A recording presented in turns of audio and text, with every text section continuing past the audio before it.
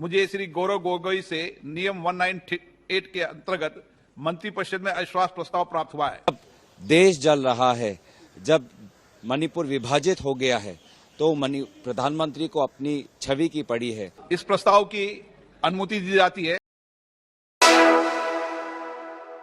मणिपुर हिंसा को लेकर दोनों सदनों में खूब हंगामा हो रहा है। बीते दिनों मणिपुर में बढ़ते हिंसा को लेकर विपक्ष ने यह मांग की कि नरेंद्र मोदी खुद संसद में आए और इस मुद्दे पर अपना बयान दें, तो वहीं नरेंद्र मोदी संसद में आने को तैयार ही नहीं थे। तो हुआ यूं कि 26 जुलाई 2023 को विपक्षी गठबंधन इंडिया यानी Indian national developmental inclusive alliance के दलों ने सरकार के खिलाफ अविश्वास प्रस्ताव यानी नो कॉन्फिडेंस मोशन का एक नोटिस दिया।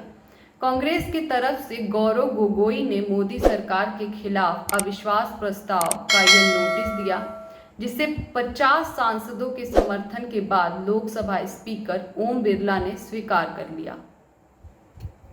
तो चलिए जानते हैं आखिरकार अविश्वास प्रस्ताव होता क्या है। आसान भाषा में कहे तो संसद में विपक्ष के किसी दल को लगता है कि मौजूदा सरकार के पास बहुमत नहीं है या मौजूदा सरकार संसद में विश्वास खो चुकी है, तो अविश्वास प्रस्ताव लाया जाता है।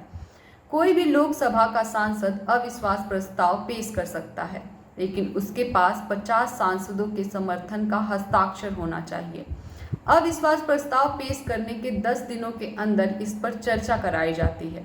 जब संसद में अविश्वास प्रस्ताव लाया जाता है तो सत्ताधारी पार्टी को यह साबित करना होता है कि उसके पास बहुमत है। पहली बार अविश्वास प्रस्ताव अगस्त 1963 में जवाहरलाल नेहरू के खिलाफ लाया गया था और यह अब तक का संसद में 28वां अविश्वास प्रस्ताव लाया गया है। इतिहास में सिर्फ एक बार ही ऐसा हुआ है कि अविश्वास प्रस्ताव की वजह से कोई सरकार गिरी है।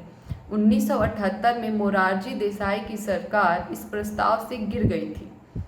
अब बात करें मोदी सरकार की, तो मोदी सरकार के खिलाफ अब तक का यह दूसरा अविश्वास प्रस्ताव है। 2018 में भी बीजेपी सरकार को अविश्वास प्रस्ताव का सामना करना पड़ा था। तो ऐसे में अब सवाल यह है कि मौजूदा सरकार के पास बहुमत है, ये जानते हुए भी विपक्षी दल ने यह प्रस्ताव क्यों जारी किया। तो आपको बता दें कि विपक्ष के कई सांसद यह खुलकर कह चुके हैं कि इस अविश्वास प्रस्ताव के जरिए मणिपुर के हिंसा पर वो प्रधानमंत्री का बयान चाहते हैं। इस मामले में खुद गौरव गोगोई ने यह कहा है कि इस प्रस्ताव के जरिए इंडिया अलायंस पीएम मोदी को संसद में बुलाना चाहती है। नंबर जब नहीं है तो क्या सिर्फ एक कस्टमरी चीज तो नहीं बन के रह जाएगी। देखिए, इंडिया अलायंस को पता है कि लोकसभा के अंदर हमारी क्या संख्या है, लेकिन ये बात सिर्फ संख्या की नहीं, ये बात मणिपुर की इंसाफ की लड़ाई और मणिपुर के भाइयों और बहनों को आज एक संदेश जाए कि भले ही प्रधानमंत्री मोदी जी मणिपुर को भूल चुके हैं, लेकिन इंडिया अलायंस मणिपुर के इस दुख की घड़ी में उनके साथ खड़ा है और उनके हक की लड़ाई आज हम सदन के अंदर लड़ रहे हैं। और हम बार बार प्रधानमंत्री मोदी जी को कहना चाहते हैं कि सदन के बाहर नहीं, सदन के अंदर आकर देश को संबोधित करें, क्योंकि ये बात सिर्फ अब मणिपुर की नहीं रह गई है, ये बात दूसरे प्रदेशों में फैल रही है। राष्ट्रीय सुरक्षा और देश की अखंडता के हित में प्रधानमंत्री मोदी जी को सदन के अंदर आकर अब देश को संबोधित करना चाहिए।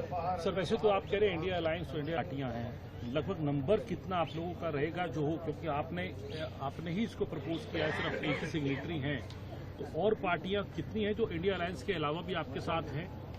आज ये जो सिद्धांत है ये इंडिया अलायंस का सिद्धांत है कि अविश्वास प्रस्ताव देना है, ये इंडिया अलायंस का एक सिद्धांत है। और हमने सभी अपने अपने सदस्यों को कहा है कि हमें ये संदेश देना चाहिए कि सारे इंडिया अलायंस में जितने भी दल हैं, हम सब इस मुश्किल के घड़ी में मणिपुर के साथ खड़े हैं और मणिपुर के लोगों पर जो घाव लगा हुआ है उस पर मरहम लगाने का काम हम करेंगे। सर, हालांकि